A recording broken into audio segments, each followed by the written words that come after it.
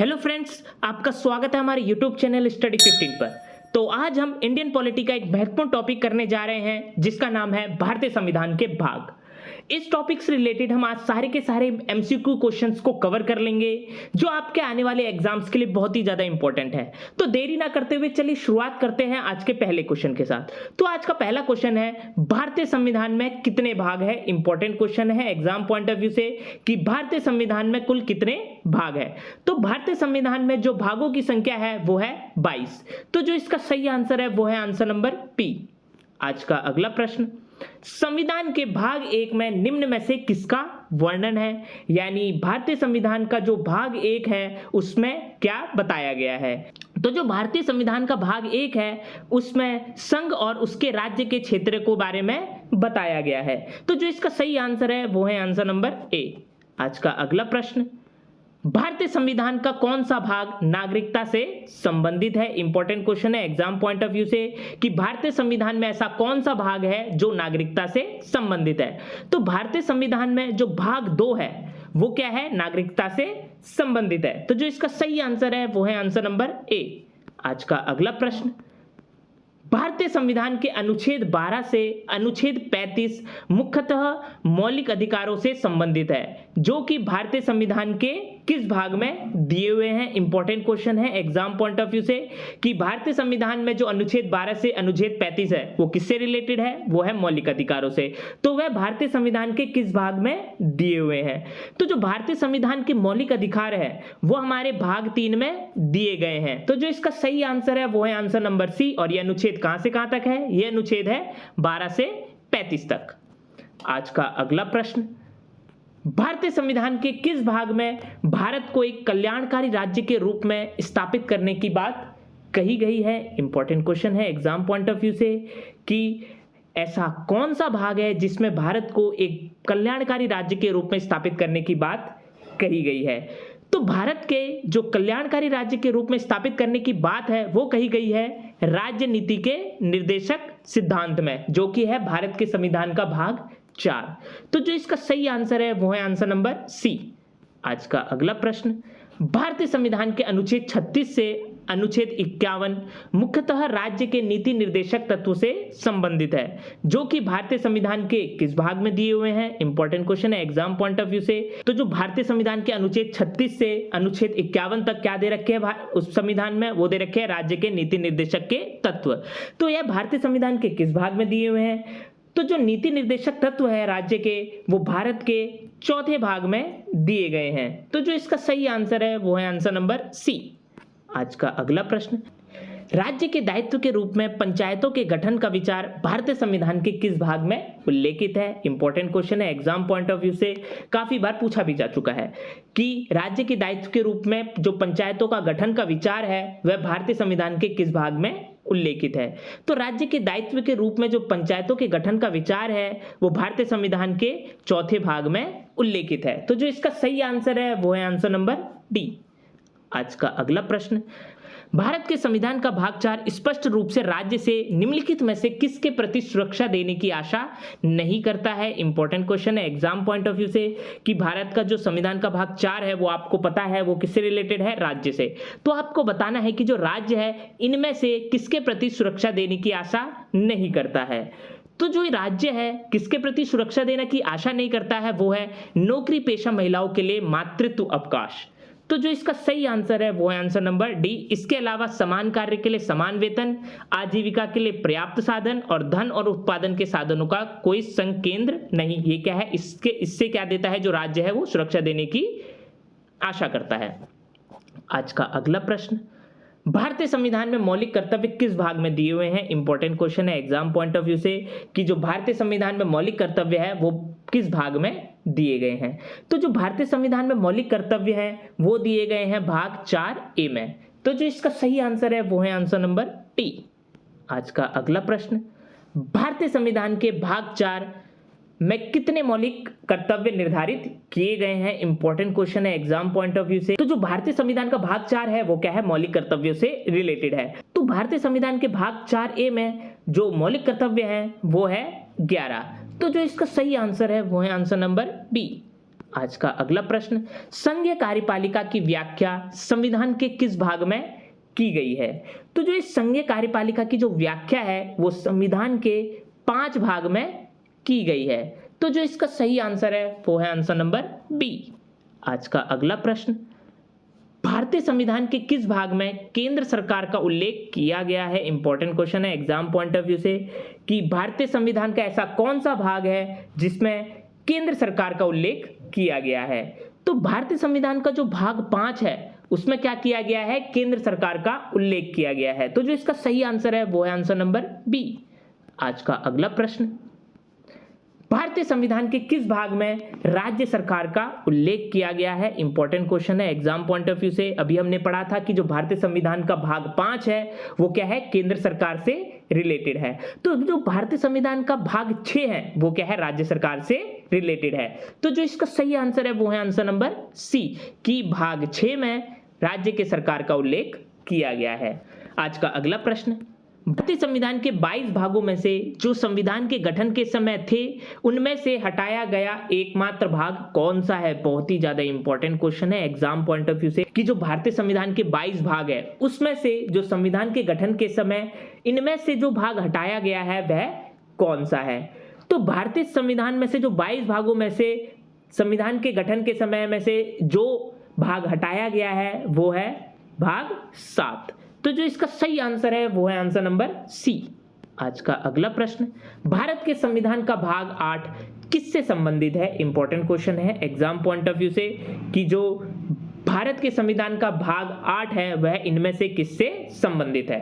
तो भारत के संविधान का जो भाग 8 है वो है केंद्र शासित प्रदेशों से। तो जो इसका सही आंसर है वो है आंसर नंबर बी।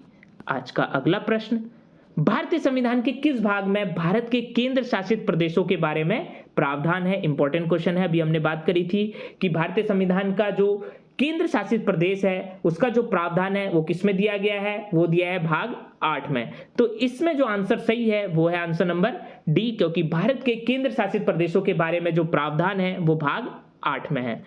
आज का अगला प्रश्न, भारतीय संविधान के किस भाग में पंचायती राज व्यवस्था संबंधित प्रावधान दिए गए हैं? इंपॉर्टेंट क्वेश्चन है एग्जाम पॉइंट ऑफ व्यू से कि भारतीय संविधान के किस भाग में पंचायती राज व्यवस्था संबंधित प्रावधान दिए गए हैं? तो भारतीय संविधान के जो पंचायती राज व्यवस्था का जो प्रावधान दिया गया है वो दिया गया है भाग 9 में। तो जो इसका सही आंसर है वो है आंसर नंबर बी। आज का अगला प्रश्न, हमारे संविधान के किस भाग में 3 सोपानों में पंचायतें बनाने की परिकल्पना की गई है? बहुत ही ज्यादा इंपॉर्टेंट क्वेश्चन है एग्जाम पॉइंट ऑफ व्यू से। अभी हमने पढ़ा था कि जो भारतीय संविधान के पंचायती राज व्यवस्था संबंधित प्रावधान है वो दिए गए हैं भाग 9 में। तो जो भारतीय संविधान में 3 सोपानों में पंचायतें बनाने का जो परिकल्पना की गई है वो भी क्या की गई है? भाग 9 में ही की गई है। तो जो इसका सही आंसर है वो है आंसर नंबर ए।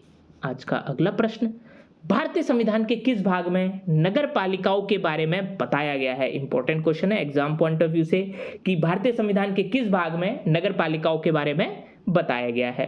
तो भारतीय संविधान में जो भाग 9A है उसमें क्या किया गया है? नगर पालिकाओं के बारे में बताया गया है। तो जो इसका सही आंसर है वो है आंसर नंबर डी। और पंचायती राज्यों को किसमें बताया गया है? पंचायती राज्यों को बताया गया है भाग 9 में।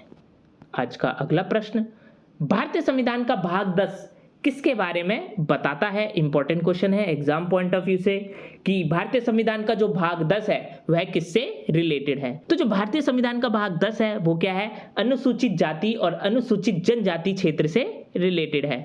तो जो इसका सही आंसर है वो है आंसर नंबर सी। आज का अगला प्रश्न, भारत के संविधान के किस भाग में संघ राज्य संबंधों का उल्लेख किया गया है? इंपॉर्टेंट क्वेश्चन है एग्जाम पॉइंट ऑफ व्यू से कि भारत के संविधान के किस भाग में संघ राज्य संबंधों का उल्लेख किया गया है? तो भारत के संविधान में जो भाग 11 है उसमें क्या किया गया है? संघ राज्य संबंधों का उल्लेख किया गया है।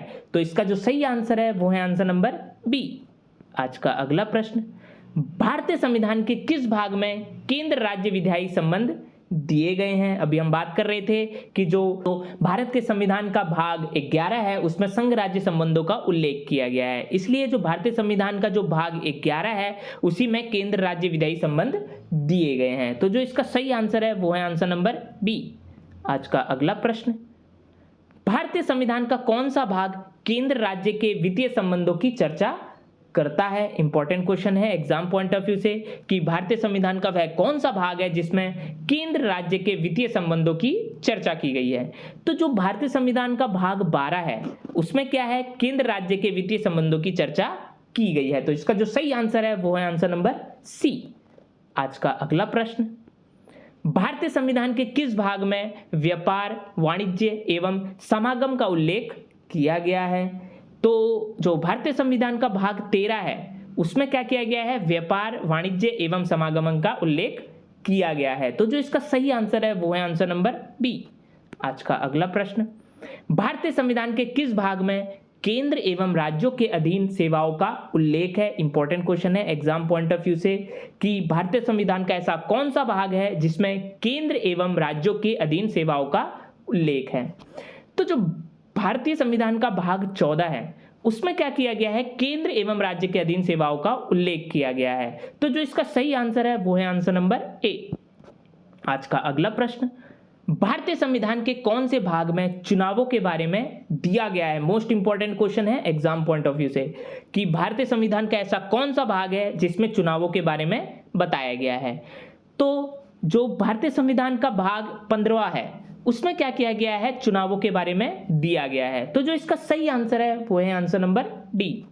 आज का अगला प्रश्न, भारतीय संविधान का भाग 16 जो अनुच्छेद 303 से 342 तक है वह किससे संबंधित है? तो जो भारतीय संविधान का भाग 16 है वह हमारे किससे संबंधित है? तो जो हमारे भारतीय संविधान का भाग 16 है वो क्या है, लोकसभा में अनुसूचित जनजाति, अनुसूचित जाति के आरक्षण तथा एंग्लो इंडियन समुदाय के प्रतिनिधित्व से है। तो जो इसका सही आंसर है वो है आंसर नंबर डी कि जो संविधान का भाग 16 है वह क्या है, लोकसभा में अनुसूचित जाति, अनुसूचित जनजाति के आरक्षण तथा एंग्लो इंडियन समुदाय के प्रतिनिधित्व से है।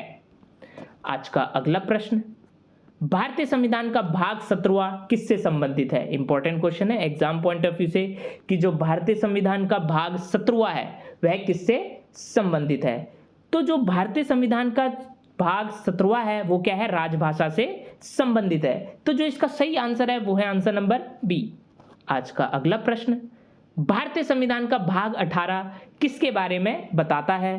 तो जो भारतीय संविधान का भाग 18 है वो क्या है, आपात उपबंध के बारे में बताता है। इंपॉर्टेंट क्वेश्चन है एग्जाम पॉइंट ऑफ व्यू से। तो जो इसका सही आंसर है वो है आंसर नंबर सी। आज का अगला प्रश्न, भारतीय संविधान के कौन से भाग में अनुच्छेद 368 दिया हुआ है जो कि है संसद को संवैधानिक संशोधन करने की शक्ति देता है? इंपॉर्टेंट क्वेश्चन है एग्जाम पॉइंट ऑफ व्यू से कि जो भारतीय संविधान का ऐसा कौन सा भाग है जिसमें अनुच्छेद 368 दिया हुआ है जो कि है संसद की संवैधानिक संशोधन की शक्ति से रिलेटेड। तो जो भारतीय संविधान में जो भाग 20 है वो क्या है, संसद को संवैधानिक संशोधित करने की शक्ति देता है। तो जो इसका सही आंसर है वो है आंसर नंबर ए। और जो संशोधन से रिलेटेड जो अनुच्छेद है वो है अनुच्छेद 368। इंपॉर्टेंट क्वेश्चन है एग्जाम पॉइंट ऑफ व्यू से।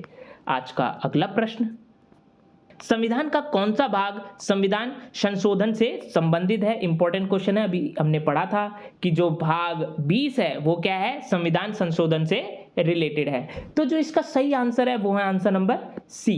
तो जो भारतीय संविधान का भाग 20 है वो क्या है, संविधान संशोधन से रिलेटेड है। एकदम याद कर लीजिए क्वेश्चन को।